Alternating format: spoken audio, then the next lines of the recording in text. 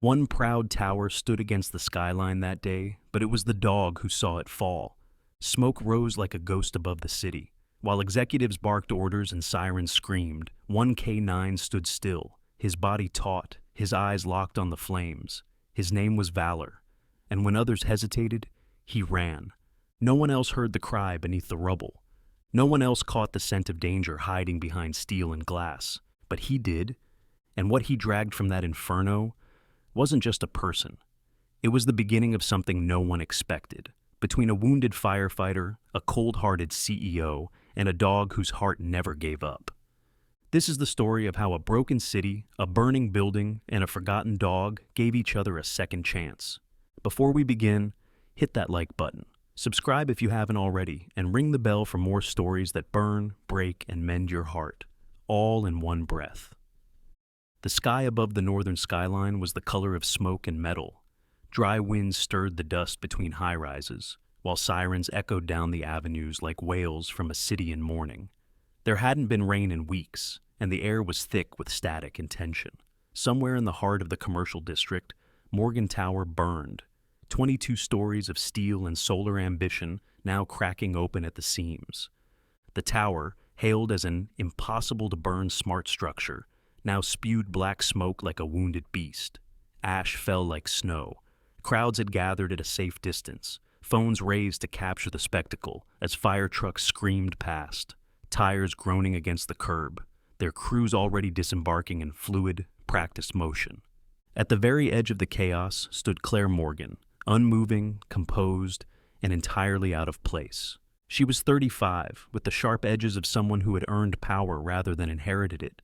Tall and elegant, she wore a fitted cream blazer that hadn't yet caught a fleck of soot, high-heeled shoes that clicked with defiance, and a silk blouse buttoned up to the neck, as if armor could be made from fabric. Her dark auburn hair was pulled into a sleek chignon, her jaw set in a line that dared the world to question her. But the world had already caught fire. This was her tower, the flagship of her company, Morgan Sustainable Development, the building that had made headlines for its revolutionary fireproofing systems, eco-insulated glass, and carbon-neutral foundation. It was meant to change how cities were built, and it was on fire. A crack tore through the air above. Claire's eyes flicked upward just as a support beam gave way near the 16th floor. Something heavy crashed inside, muffled by the roar of flame. Around her, firefighters moved with urgency, but none approached her. She was the untouchable executive, the woman whose name was on the letterhead, and none of them wanted to be the one to tell her to leave. Except one. A deep bark broke the air, sharp, commanding. Claire turned just as a blur of motion launched toward her from the edge of the cordon. Valor, a German shepherd in peak form, about 5 years old. His black and tan coat was dusted with ash, his body lean and muscular beneath the harness that read Rescue K9 Station 37. His eyes, dark amber, locked onto hers with urgency. She opened her mouth to protest, but the sound died in her throat. In the span of one heartbeat, the dog collided with her side. She stumbled backward, falling hard against the pavement. Just as she hit the ground, a massive pane of glass, likely from one of the upper balconies, crashed exactly where she had stood. Shards exploded outward, some slicing past her face close enough to burn. She gasped, stunned, her chest heaving. And then came the voice. "Get her out of there, now!" From the smoke emerged Ethan Cole, the man who had just spoken. He was in his late 30s, broad-shouldered and tall, his fire-resistant gear already streaked with sweat and grime. His face was angular, rough-cut, with a short military-style haircut, and a jaw framed by a few days' worth of unshaven stubble. A long, shallow scar ran beneath his left cheekbone, half hidden by soot. He moved like someone used to being obeyed and never questioned. Ethan was the commanding officer of Station 37, a firehouse older than the tower itself. The kind of man who didn't need medals to prove he'd earned them. Claire rose to one knee, wincing. "I don't need assistance," she snapped. Ethan ignored her completely, his attention on the dog. "You did good, Valor," he said, voice low but firm. The dog stood at attention beside her, his tongue out, tail still, every muscle coiled. He wasn't agitated. He was focused. Claire turned toward Ethan, voice cutting. "I'm Clare Morgan. This is my property." "This," he said flatly, is a disaster zone, and you are officially in my jurisdiction." He didn't yell, he didn't plead, he simply stared her down. Claire blinked. No one ever talked to her like that. "I need to oversee. You need to not get killed. Move." He signaled to his team. A younger firefighter approached, broad-shouldered, olive-skinned, with a paramedic patch on his arm. Samir Davis, she'd learn later. Ethan gave the order. "Escort Miss Morgan outside the perimeter." Claire turned, her eyes still burning from smoke and pride. "You can't." "I just did." Valor stepped beside her again. She stared at the dog, expecting aggression, warning. But there was none. His eyes were deep, steady, watching her not as a threat, but as something fragile that needed guarding. And for the first time in a long while, Claire felt something unfamiliar claw at her chest. Not fear, not anger, gratitude. From the other side of the safety line, she watched Ethan disappear into the smoke again, issuing orders, vanishing like a ghost into the belly of her burning dream. But she couldn't stop looking at the dog. He didn't bark now. He didn't leave her side. Claire crouched down just slightly, unsure why she was doing it. "You're not just a tool, are you?" she whispered. Valor blinked slowly, then looked back toward the flames. And Claire Morgan, who built towers that could withstand anything, storms, wind, economic shifts, realized she'd never accounted for loyalty as something that could save lives. The smoke had settled, but the scent of scorched concrete and melted steel still clung to the air like an unwanted memory. Claire Morgan stood alone in the observation room of the city's fire command center, her arms crossed tight over her chest as she stared through the reinforced glass. Below, on the other side of the window, drones hovered around the still smoldering remains of Morgan Tower, her tower. The burn pattern suggested an electrical surge in the core wiring, an anomaly in a building supposedly designed to be fireproof. She had architects and engineers reviewing data, legal teams managing insurance, PR handlers drafting official statements, but none of that felt real. What felt real was the sound of shattered glass, the impact of paws against her body, and the sharp, intelligent eyes of a dog named Valor. She hadn't gone home. Instead, she found herself watching the footage over and over again. Surveillance from the plaza, slow-motion captures of the glass falling, of Valor lunging, of Ethan Cole stepping through the smoke like a modern centurion. Ethan Cole.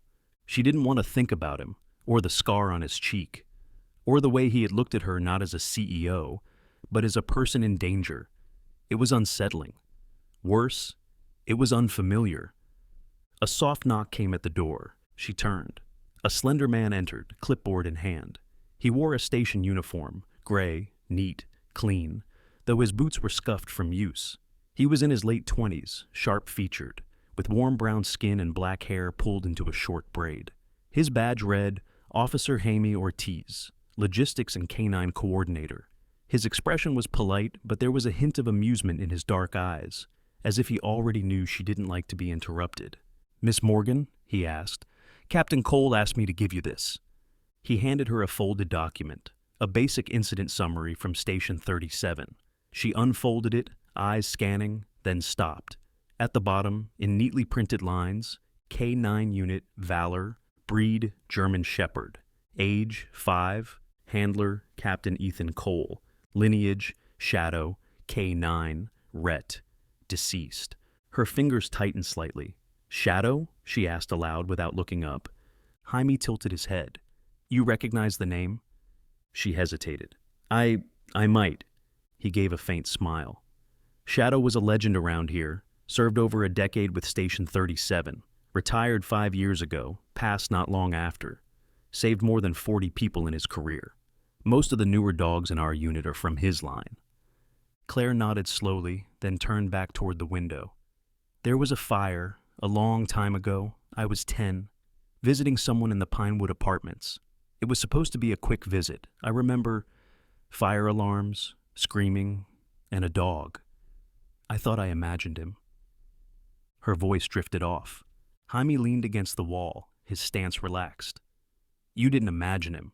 Shadow was deployed to Pinewood that night. Rescued a girl from the 5th floor. The report said she was hiding in a closet with a book." Claire blinked. "It was a book about stars," she whispered. There was a beat of silence. Jaime pushed away from the wall. Well, sounds like you met Shadow. Something in her stomach shifted. She wasn't used to connections that weren't transactional. The idea that a dog had saved her life once, and now his descendant had done it again, felt too poetic to be coincidence. Jaime hesitated before leaving. You know, Valor's different. He was the hardest to train, too independent, stubborn as hell. Ethan nearly gave up on him. She raised an eyebrow. What changed? Ethan did, he said simply, and left the room. Later that afternoon, Claire found herself in an unfamiliar part of the city. Low buildings, cracked sidewalks, older infrastructure. Station 37 wasn't sleek or modern. It was a relic. A two-story brick firehouse with soot-stained windows, a faded mural of a firefighter carrying a child, and a hand-painted wooden sign above the bay door. Inside, the scent of old coffee, oil, and wet dog clung to the air. Equipment gleamed on metal racks. Photos lined the walls, men, women, and dogs alike. One wall, older than the rest, had a series of black and white pictures. One of them showed a German shepherd with a torn ear and eyes that looked almost human. Shadow. Ethan stood in the far corner, checking a row of oxygen tanks. He turned when she entered, surprised but unreadable. Miss Morgan, he said, setting the tank down. Didn't expect you here. I didn't plan to be, she admitted, stepping further in. Her heels clicked once, then she paused, realizing how out of place they sounded. Ethan gestured toward a bench. She sat, uncomfortably stiff. He remained standing, arms crossed. You're here about Valor. I'm here about Shadow, she corrected. He raised an eyebrow. I think he saved me once, she said, eyes on the photo wall. Pinewood Apartments. 23 years ago, I remember his eyes. Ethan didn't answer for a long time. Then, that was one of his first big rescues. I was a rookie back then. Shadow belonged to my mentor. I remember the girl, quiet, clutched a book so tight we thought she'd crushed it. Claire almost smiled. I didn't let go until we got outside. He nodded. I didn't realize it was you. A silence fell, not cold, not awkward, just weighted by history neither of them expected to share. Valor padded into the room then, freshly brushed, his injured paw bandaged. He walked over to Claire and sat at her feet like it was the most natural thing in the world. She reached out, fingers brushing his fur. You knew, she murmured. Somehow you knew. Ethan leaned back against the wall, watching her. He doesn't just react. He senses things. People. Fear. Truth. She looked up at him. Do you always speak like that? He smiled faintly. Only about the things that matter. Before she could respond, another voice cut in, gruff and weathered. Hey, Captain, found that wiring report. Looks like the fire suppression failed due to an override loop. A man stepped into view, older, maybe in his 50s, stocky with a gray beard and thick hands. His name tag read Howard. He glanced at Claire, nodded respectfully. Ma'am? Howard's our systems chief, Ethan explained. Used to work industrial control panels before he came here. Howard gave a modest shrug. I fix things, or figure out why they broke. Any sabotage? Claire asked quickly. Not intentional, Howard replied. But someone did override fire systems during late construction. Could have been error, or someone trying to cheat inspection protocol. Claire frowned. That was a different kind of fire, one made of liability, reputation, and legal ruin. But right now, she was looking at something that didn't fit in a press release. A dog with knowing eyes. A man with smoke still in his collar. And a wall of photos, some living, some lost, who had run toward danger instead of away. Maybe, just maybe, she'd been looking at the wrong kind of strength all along. The conference hall buzzed with voices that didn't know how to whisper. Beneath the glow of LED ceiling panels, developers in tailored suits shuffled papers. City officials checked their tablets, and stakeholders exchanged polite nods that barely masked their ambitions. A massive floor-to-ceiling screen displayed renderings of the proposed redevelopment plan. Sleek towers, automated transit hubs, rooftop gardens engineered to trap carbon emissions. At the center of it all stood a projected image of a polished glass complex, bearing a single phrase beneath, future site of the Morgan Atrium. Claire Morgan stood in front of the podium, perfectly composed. Her navy blue sheath dress hugged her form with precision, the kind only custom tailoring could achieve. Her dark hair was coiled into a low bun, the sharp angles of her cheekbones emphasized by the room's sterile lighting. Her voice was calm, measured, even as she laid out her proposal with surgical efficiency. Station 37 occupies over 10,000 square feet in a high-value zone that borders 2 transit corridors, she explained. Data projections showed that relocating the unit to Sector West will reduce emergency response times by only 14 seconds on average. Meanwhile, the proposed development brings long-term tax revenue growth of 11% annually, adds green retail space, and creates over 2,000 construction jobs in the first phase alone. She clicked the remote again, transitioning to a new slide, one that replaced the aging brick structure of Station 37 with her gleaming vision. A murmur ran through the audience, some nods, some furrowed brows, and then, without ceremony, Ethan Cole stood up in the back row. He hadn't come to impress. He wore his duty blues, not a suit. His boots were scuffed from actual use, his hair slightly tousled, and his expression unreadable beneath the shadow of stubble. He carried no tablet, no notes, just presence. The room quieted, not because of any formal rule, but because Ethan demanded stillness by simply existing in it. 14 seconds is the difference between breathing and not, he said, voice steady but firm. Between someone walking out of a house and being carried. The Station 37 you want to tear down isn't just bricks, it's proximity, it's history, and it's trained units who know this area like the backs of their hands. He stepped forward.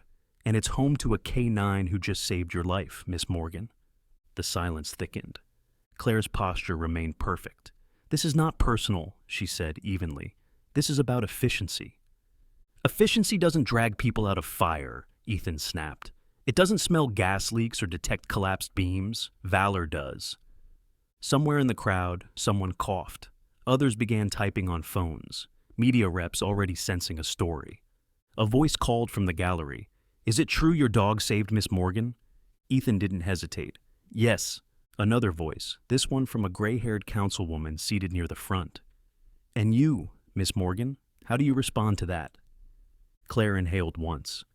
I appreciate the service of Station 37, but gratitude does not dictate land use. There it was, the line that would be printed in the morning, and Valor, sitting outside the glass doors with his handler Samir, didn't hear the words. But when Clare stepped past him later, he didn't move toward her. He didn't wag his tail. He simply sat still, unmoving, as if weighing her against something deeper than logic. 2 days later, the plan was public. News channels ran segments titled, CEO proposes to replace fire station with luxury tower. Online comments ranged from scathing to sympathetic, but the story had gained traction. Claire's office was flooded with media requests. She declined them all. In her penthouse, she stared at the floor plan models lining her office shelves, all clean edges and sky-reaching ambition. But something was wrong. Her vision, so clear a week ago, now felt haunted. That same afternoon, she was scheduled for a site walkthrough at a different construction zone, an expansion near the city's central water reservoir. The terrain was uneven, scaffolding still incomplete. She wore a hard hat and traded her heels for regulation boots, accompanied by 2 site supervisors. Rick Lawton, a stocky man in his 40s with close-cropped red hair and a tendency to curse under his breath, and Gina Lynn, a lean civil engineer in her 30s with almond skin, short black hair, and a no-nonsense demeanor. We've reinforced the support columns since the inspection, Gina said, pointing toward the upper frame, but the northeast scaffold's still too shallow. We're waiting on new braces. Claire nodded. Let's move cautiously then. But Rick, distracted by a ringing phone, didn't notice the loose panel overhead shifting in the breeze. The beam groaned. No one heard it above the wind. No one except the dog. Claire looked up just in time to see Valor, who had come along under Samir's supervision, bolt across the gravel. He leapt, not with chaos, but purpose, colliding into Claire's side and knocking her out of range as the metal brace snapped loose and crashed where she had been standing. Dust exploded upward. Rick shouted. Gina cursed. Samir sprinted over, already checking Valor's flank for injury. Claire coughed, dazed, then sat up. Valor stood beside her, head lowered slightly, his side nicked but upright. He looked at her like a judge would. She stared at him, eyes wide. And this time, she didn't have anything clever to say. Back at her office, she didn't speak for a long time. She stared at her desk, at the digital blueprint glowing on her monitor. She remembered Ethan's voice. Efficiency doesn't drag people out of fire. She remembered Valor's silence, how it said more than protest ever could. And for the first time since her career began, Clare Morgan doubted her numbers. The industrial district just beyond the city's southern edge was a patchwork of metal skeletons, old freight rails, and chemical tanks, standing like forgotten sentinels against a brown-gray sky. The morning air was thick with the smell of melted plastic and scorched insulation. Smoke still curled from the roof of the Garver chemical warehouse, where a pre-dawn explosion had ripped through its northern wing and shaken half the district awake. Emergency services had sealed off a 2-mile radius. Clare Morgan arrived wearing a charcoal gray utility jacket over pressed slacks, her hair tied back in a practical bun, though a few strands had escaped to frame her tense face. The moment she stepped from her black electric SUV, the acrid air hit her like a slap. She winced, pressing a clean cloth to her mouth. "Ma'am, you shouldn't be here," said a young security chief with a shaved head, sandy complexion, and tight jaw. His name tag read Deshaun Rucker, mid-30s, built like a former linebacker, the kind of man who spoke in clipped tones and followed protocol like religion. "I'm not here for photo ops," Clare replied, voice muffled by the cloth. "This facility backs one of my largest residential developments. I need to know what went wrong."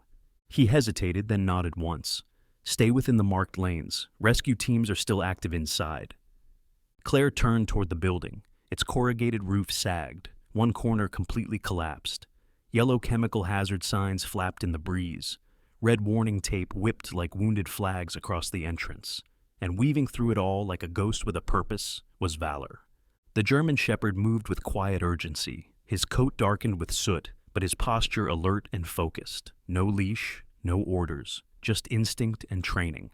Clare saw him pause near a fractured wall, nose pressed low, tail rigid. Then he barked once, sharp, definite. From inside the warehouse came Ethan Cole. Clare recognized the voice before she saw the man. "There, check the freezer corridor."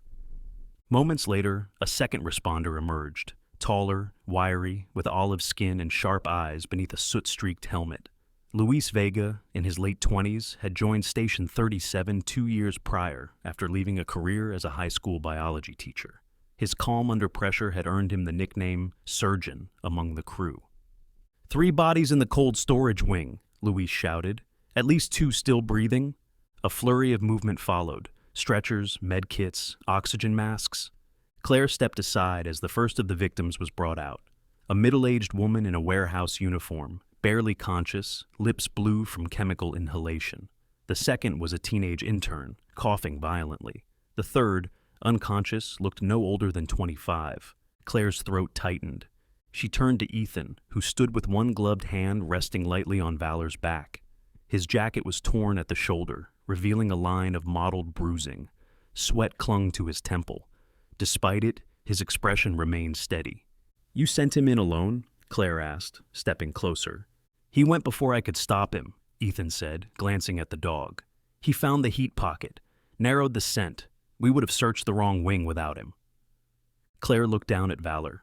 The dog didn't wag his tail, didn't pant or show signs of exhaustion. He stood still, watching the world with sharp eyes, as if already preparing for the next call. "He's not reacting like a dog," Clare murmured. Ethan's voice was quiet but firm. "He's not just a dog." Clare looked back toward the warehouse. Why didn't the sensor systems detect them? "They were shielded," Luis cut in, pulling off his gloves. "Cold storage had lead-reinforced walls, nullified the thermal scans. If Valor hadn't barked—" He didn't finish the sentence. He didn't need to. A long silence passed. Clare inhaled shakily, trying to ground herself in logic. The system failed. "The system wasn't made for miracles," Ethan replied, not unkindly. "She was." He nodded toward Valor. Later that afternoon, Clare sat in a mobile command tent with Ethan and the site manager for Garver, a lean man in his 50s named Douglas Harlow. Douglas had sunken cheeks, a bald crown, and eyes that blinked more than they focused, likely the result of years in low-light labs. He stammered as he answered Claire's questions about chemical protocols and deferred maintenance. I swear the safety sequence was up to date, he said, wiping his glasses on a dirty sleeve. No one predicted the ignition pressure would reach. Stop, Claire interrupted gently but firmly. I'm not looking to assign blame right now. I need facts. Outside, she could hear Samir chuckling with a group of firefighters. Someone had brought Valor a bowl of ice water and was trying, futilely, to convince the dog to lie down. Ethan watched her as she took a sip from a thermal canister of tea. You don't have to be here, you know, he said. I do, she replied. When my name's on the project blueprint, I don't get to hide behind a crisis team. He nodded slowly, his expression unreadable. Then she asked the question that had haunted her all day. Why does he keep doing it? She said, voice lower now, running toward it, every time. Ethan looked out the tent flap toward his partner. He doesn't see it as heroism. He sees it as duty, loyalty. To you, to everyone, Ethan said. He doesn't choose who's worth saving. He just saves. Claire didn't respond. She looked down at her own hands, perfectly manicured fingers wrapped around the tea flask, steady now, only by effort. You can build things to last, Ethan said, almost gently. But nothing lasts longer than trust. He knows that. We all should.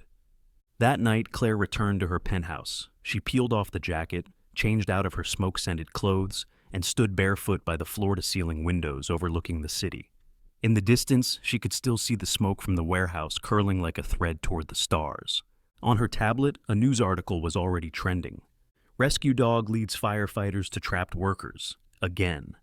The headline made it sound routine, but what Claire saw, what she couldn't unsee, was the look in Valor's eyes when he stood outside that cold storage door, the unshakable knowing, the stillness that said, this way, now. And in that stillness, she had seen something that no architectural marvel, no boardroom model had ever shown her, a soul. The Morgan estate was an architectural paradox. Old money elegance nestled in the hills just outside the city limits, rebuilt with modern grandeur on the bones of a forgotten vineyard. The gala invitation had promised an evening under the stars. But as dusk fell, the only stars visible were the camera flashes of the press and the glint of champagne and crystal flutes. Clare Morgan moved through the manicured courtyard like a conductor among 1,000 notes, her silver gown falling effortlessly around her tall frame, the neckline dignified, the back a sharp cut of confidence. Her hair was swept into a glossy wave, her makeup precise, flawless. Every glance, every word she spoke to guests, investors, city officials, was rehearsed yet smooth, disarming. She had trained herself to wield charm like a blade. But beneath her poise, Claire was distracted. The events of the past few weeks, the fire at Morgan Tower, the cold storage rescue, Valor's eyes, lingered like smoke in her mind. She couldn't unsee the moment when a creature without words had told her more than any spreadsheet ever had. Claire, darling, you're fidgeting, came a voice behind her. Claire turned. Eleanor Harper Morgan, 71, stood like a monument carved from ambition. Petite, elegant, and fiercely composed, she wore a black velvet evening dress and diamond earrings that caught every light. Her hair was silver blonde, swept into an immaculate French twist. Her posture was ramrod straight, her voice polished with years of public speeches and private power moves. I'm hosting a fundraiser while an evacuation alert blinks on my phone, Claire said flatly. Forgive my fidgeting. Eleanor sipped her wine. Brush fires are routine this time of year. Stay calm. Look elegant. The mayor is arriving in 10 minutes. Before Claire could reply, Gina Lynn, the civil engineer from the construction site, approached, now dressed in a sharp slate blue suit, clipboard in hand. Short black hair tucked neatly behind one ear, she looked out of place among sequins, but spoke with unwavering purpose. Miss Morgan, she said quietly, we just got a notice from Forestry Command. The fire 2 valleys over has changed direction. Stronger winds than forecasted. It could reach this sector in under 2 hours. Claire's throat tightened. We need a backup evacuation plan. There's an emergency route, but it hasn't been used in decades, Gina replied. It's a tunnel under the west wing, pre-renovation architecture. Old wine cellars connect to a maintenance path leading to the access road. Claire nodded. Prepare for use, quietly. Eleanor caught the exchange. You are not clearing my house, she said coolly. My art. We're not arguing about canvas and oil tonight, Mother, Claire interrupted, her voice sharp, low. The air shifted, dry wind curling at the edges of the estate. Guests continued drinking and mingling, unaware. Then came the smell. Sharp, acrid, smoke. And moments later, the sound. Sirens. The first of the fire units arrived just as people began to notice the haze rolling down the hill. Then she saw them. Ethan Cole climbed out of the lead truck, his turnout coat unzipped halfway, revealing a sweat-darkened t-shirt beneath.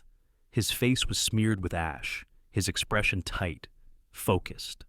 Behind him, Valor leapt from the rear of the vehicle, landing in one clean motion, tail high, ears alert. They hadn't been assigned here. Claire knew that from the roster she'd seen earlier. Ethan had come anyway. You weren't dispatched to this zone, she said as he approached. We were closer than anyone, Ethan replied, and your estate's in the direct line. Systems here aren't rated for a firestorm. I read the specs. Claire's heart thudded. How long do we have? 40 minutes before you're boxed in. Maybe less if wind picks up. The panic began to ripple through the guests. A few had noticed the glow on the far ridge. Phones started buzzing. Glasses clinked hurriedly into half-empty trays. Then came the sound Claire would never forget. A low, rising roar. The fire cresting over the valley, devouring dry trees, racing like a predator. The estate's fire suppression system groaned. The lights flickered, then shut off. Gina shouted, "The pumps are failing! Overload surge!" Claire turned to Ethan. "The tunnel. Gina mentioned—" "Show me," Ethan said. Together they raced inside. The house smelled of lacquer and roses and something burning deep in the wiring. Eleanor stood in the main gallery, clutching a silk-wrapped bundle. "You can't carry that," Claire said. "This is a Chagall," Eleanor replied icily. "It is priceless." "So is human life," Claire shot back. "Leave it. We're going." For once, Eleanor blinked and obeyed. Down in the cellar, Claire yanked open an old wooden hatch. Dust and damp air hit them like a wall. Valor descended first, nose to ground, tail stiff. Ethan followed. Then Claire and Eleanor, with a small cluster of staff and guests close behind. The tunnel was narrow, the air stale, but it held. Masonry from the estate's original construction, long forgotten, still strong. The group moved slowly, single file, while above them, the house began to rumble. Suddenly, a crack above. Smoke filtered into the tunnel behind them. Valor barked, twice, urgently. Claire turned. A young server, no older than 20, was frozen near the rear, coughing, stumbling. Claire started toward her, but Ethan stopped her. "Lead them. I'll get her." "No," Claire said. "We go together." She grabbed Valor's harness. "You show the way." And he did. Through thick air and collapsing heat, Valor guided them to the access road, scratching at the dirt where the exit had been overgrown by years of brush. They pushed through just as a gust of superheated air burst from behind, lighting the tops of the trees with fire. Outside, emergency crews rushed to meet them. Water lines blasted overhead. Helicopters hovered in the distance. Claire dropped to her knees, coughing, her gown torn, soot smeared across her cheek. Ethan stood nearby, his arm supporting the trembling server. Valor lay beside them, panting, his coat singed, but his eyes still sharp. Claire looked at him, tears she hadn't noticed stinging her face. "I tried to close the place that trained him," she whispered. "I nearly erased the very thing that saved us." Ethan said nothing. He didn't need to. The hospital corridor smelled of antiseptic and burnt plastic. Somewhere in the trauma wing, a ventilator beeped in measured rhythm, slicing through the hush of midnight. Claire Morgan sat hunched in an uncomfortable plastic chair, her hands trembling slightly over a cup of untouched coffee. Her silver evening gown, once a symbol of wealth and power, was now scorched at the hem, stained with soot and ash. The thin strap on her right shoulder frayed where it had caught during the escape. Beside her on the floor, Valor lay curled into himself. His front paw was bandaged, wrapped in a layer of medicated gauze, but he hadn't whimpered once. His breathing was slow, steady, his dark eyes open and watchful. He had refused sedation. Twice. Claire looked at him now with something that bordered reverence. A nurse passed quietly, Isla Ramirez, mid-40s, with warm brown skin, short curly hair, and tired but kind eyes. She wore pale blue scrubs and a name tag that read, Trauma Response Level 2. She paused briefly beside Claire. "Still no word?" Isla asked gently. Claire shook her head. Her voice, when it came, was hoarse. "He's been in surgery for almost 3 hours." "The debris crushed his left side," Isla said, not unkindly. "They're trying to save the arm. The ribs were easier." Claire gripped the coffee tighter. "How bad is the lung damage?" Isla sighed. "Smoke this dense, some of it will stay. He'll breathe again, but maybe not like before." Claire nodded, numb. Isla crouched to scratch Valor behind the ears. "He wouldn't leave his partner. We had to carry him in right next to the stretcher. I've never seen that kind of loyalty, not even from family." Claire's throat caught. She whispered, "He is family." Isla offered a soft smile, then left without another word. The next morning, sunlight bled through the windows like a slow confession.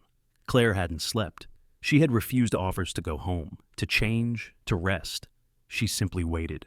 At 7:12 a.m., Samir Davis arrived. His usual humor was gone, replaced with quiet gravity. His brown eyes were rimmed red from smoke and lack of sleep. He wore a gray hoodie over his duty pants, and a thermal coffee tumbler shook faintly in his hand. "They're moving him to recovery," he said. "They think he'll make it." Claire exhaled like she'd been underwater all night. Samir sat next to her. He looked at Valor, then back at Claire. "You stayed." "Of course I did." "No, I mean, you stayed," he repeated. "You could have left with the others, called your lawyers, issued a statement. But you didn't." She didn't reply. Samir leaned forward, elbows on his knees.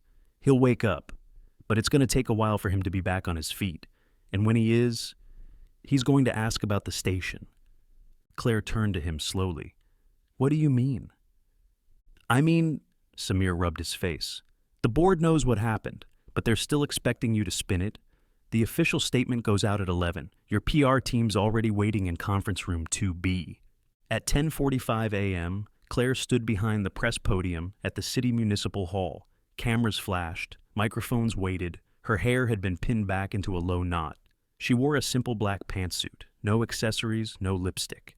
Just a woman stripped of ceremony, facing a city waiting for answers. Behind her, a screen displayed a still photo from the fire. Valor emerging from the tunnel, eyes forward, fur streaked with soot, followed by Claire, guiding her mother with one hand and shielding a teenage server with the other. A script sat in front of her, 10 pages, written by professionals. She didn't even look at it. Claire took a breath. "I was supposed to tell you how Morgan Developments remains committed to safety, to excellence, to forward-thinking infrastructure. I was supposed to remind you that no one could have predicted the wind would shift or that the suppression systems would fail." She paused, looked directly into the sea of cameras. "But none of that matters right now."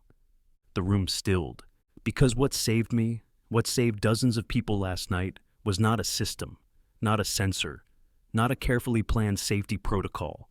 It was a German shepherd with a bandaged paw. It was a firefighter with a punctured lung.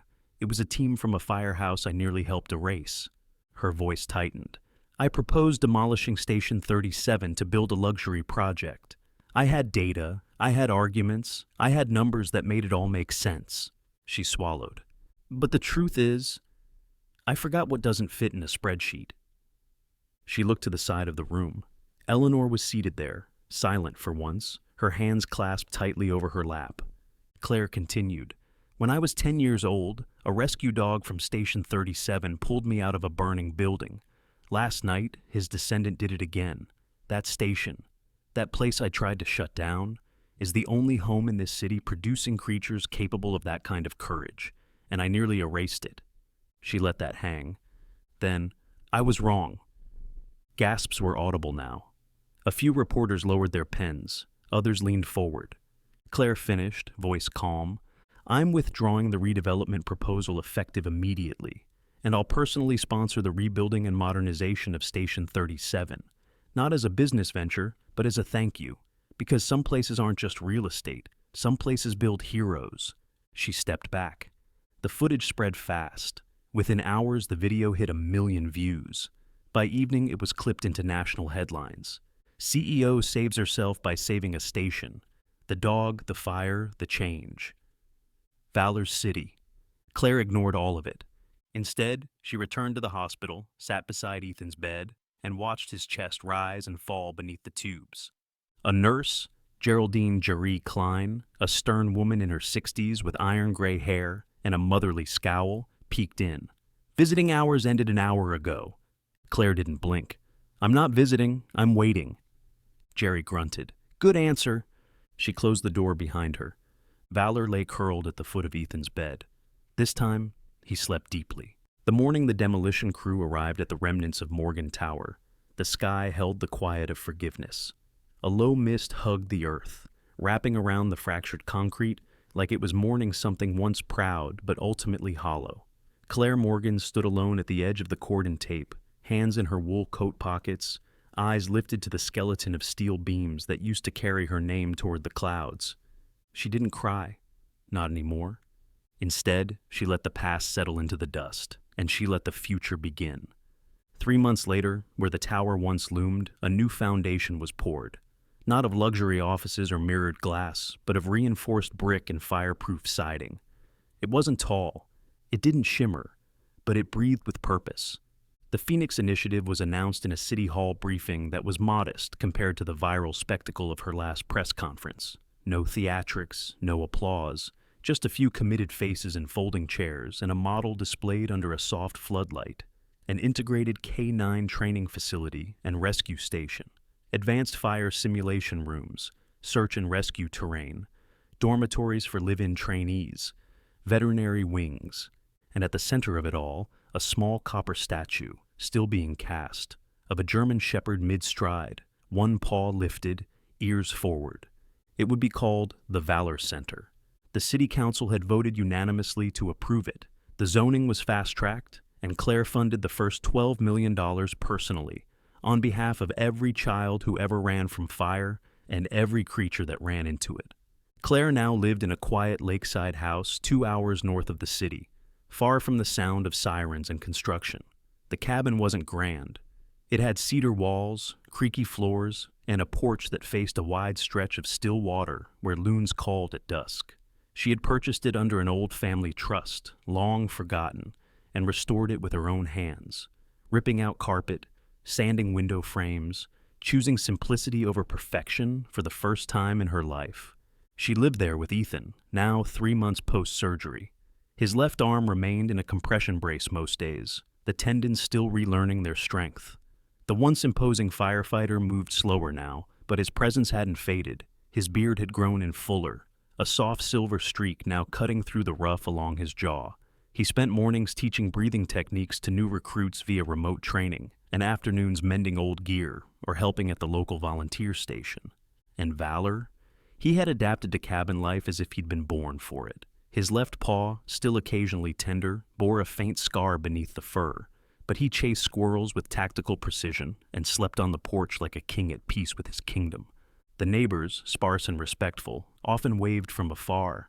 One of them, Sarah Doran, a widowed librarian in her late 50s with honey-colored hair and soft gray eyes, brought by blueberry pies once a month and left them on the porch with handwritten notes. She never overstayed and never asked questions. Claire liked her instantly. One evening, long after the sun had slipped behind the pines and stars pricked open the navy sky, Claire stood barefoot on the porch with a glass of warm cider in hand. She watched the reflection of the moon ripple across the lake's surface and listened to the soft breathing of Valor beside her, his head resting against the wooden rail. Ethan joined her a moment later, wearing a faded hoodie and jeans, a fleece blanket wrapped casually over one shoulder. He handed her a second mug. "You ever think you'd end up in a place like this?" he asked. Claire smiled without looking at him. "I once built a tower I thought would touch the sky. Now I get nervous every time the chimney makes a noise." He chuckled, a low, real sound. She turned to him, her voice quieter now. "I used to think safety came from what couldn't burn, what stood tall, indestructible. But it wasn't the tower that saved me." He nodded. "It was the thing that barked." Claire looked down at Valor. "Not just barked," she said. "Listened, understood, made a choice." She paused. I've met 100 people who could calculate risk, but he felt it and still walked into it. There was a silence between them, but not the kind that held distance, the kind that filled everything. I was trained to never depend on anyone, Claire said softly, to believe that the only person who'd save me was me. But that belief almost cost everything. Ethan reached over, placed his hand gently on hers. "You're not alone anymore," he said. They stood that way for a long time. Above them, the northern wind rustled the trees. From the woods, a single owl called. And inside the house, an old fire crackled in a hearth neither of them needed, but both enjoyed. Valor gave a contented sigh, and Claire, for the first time in years, whispered into the quiet, "I'm home." Sometimes miracles don't arrive with thunder or light. Sometimes they walk on four legs, with fur singed by fire and eyes full of purpose.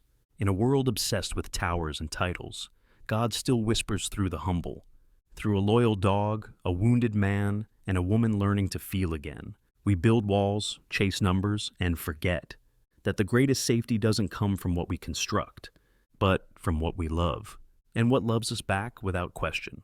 If this story touched your heart, leave a comment to share your thoughts. Click like so more people can witness what a dog's heart can teach us. And don't forget to subscribe for more true stories of faith, rescue, and redemption.